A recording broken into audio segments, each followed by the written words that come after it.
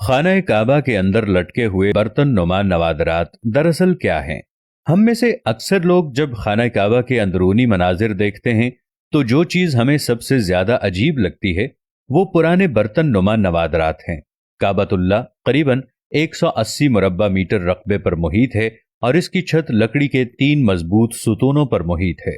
सुतूनों की लकड़ी दुनिया की मजबूत तरीन लकड़ियों में से एक है और सहाबी रसूल हजरत अब्दुल्ला बिन जुबैर रदी अल्लाह ताला अन्हो ने लकड़ी के ये तीनों सुतून बनवाए थे। गोया इस वक्त तक इनको तकरीबन 1350 साल गुजर चुके हैं। इनकी रंगत गहरी भूरी है।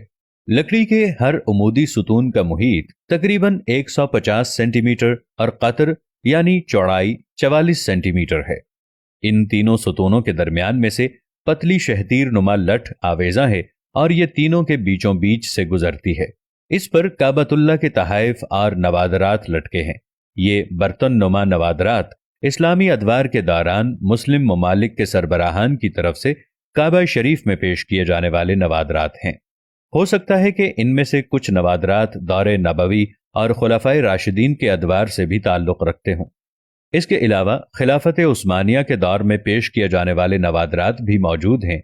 ये नवादरात दरअसल मुमकिना तौर पर 3 अक़साम के हैं। नंबर 1, लैंप और फानूस। जिस जमाने में बिजली नहीं थी उस जमाने के लैंप या फानूस काबे के अंदर रोशनी के लिए लटकाए जाते थे। इनमें सोने और चांदी के बने हुए कदीम तर्ज के फानूस नुमा लालटेनें और लैंप्स वगैरह शामिल हैं। नंबर 2, बखूरदान।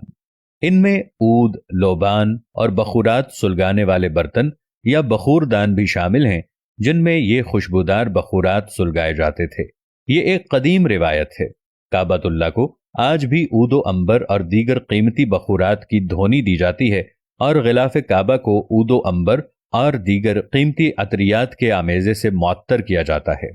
नंबर 3, मुमकिना तौर पर इनमें गुस्ल काबा के दौरान होने वाले अर्क़े गुलाबो अतरियात के बर्तन भी शामिल हो सकते हैं।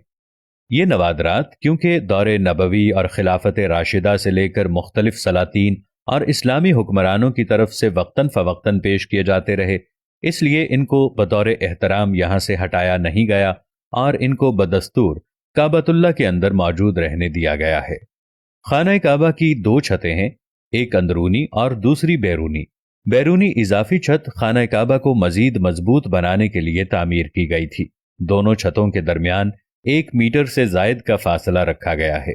काबा में एक संदूक भी है जिसमें मुख्तलिफ फरमारवाओं की तरफ से पेश किए जाने वाले काबा के कदीम हिदाया महफूज हैं। अल हरिमैन शरीफैन सदारत के मुताबिक काबा के दाएं जानिब अंदरूनी हिस्से में रुकने शामी है। इसमें एक सीढ़ी है जो मुस्ततील नुमा कमरे की जानिब जाती है। इस कमरे में कोई खिड़की नहीं है। इसका एक दरवाजा है और इसका खुसूसी ताला यानी क़ुफ़्ल है। इसके दरवाजे पर खूबसूरत रेशम का पर्दा लटका हुआ है और इस पर सुनहरे और नकरई रंग की कशीदाकारी हुई है। सदारत का यह भी कहना है कि काबे का अंदरूनी फर्श संगे मरमर का है, ताहम संगे मरमर के दूसरे रंगों के टुकड़े भी फर्श पर लगे हुए हैं। काबे का अंदरूनी हिस्सा खूबसूरत संगे मरमर के टुकड़ों से मुज़य्यन है और सुर्ख रंग के रेशम के पर्दे से ढांपा हुआ है।